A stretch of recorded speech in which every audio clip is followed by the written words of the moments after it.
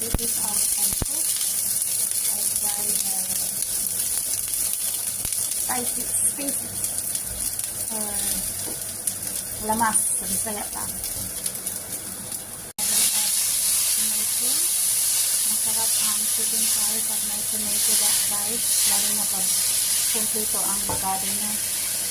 Actually, yung mushroom ko guys is leftover na yun ng amo ko. Kaya hindi naman nila makakain kasi nasa vacation sila. So, in-mix ko dito sa chicken curry ko para marami siyang avocado.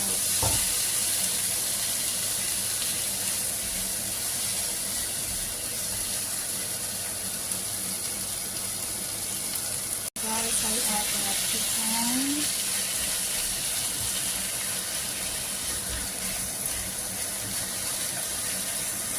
Let it cook for a few minutes, like 3 minutes before we add the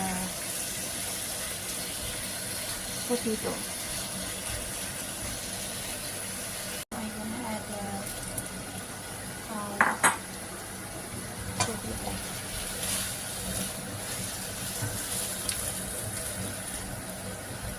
Let it cook for a few minutes before I add the curry paste. Now guys, I add the curry paste and I will add some amount of water.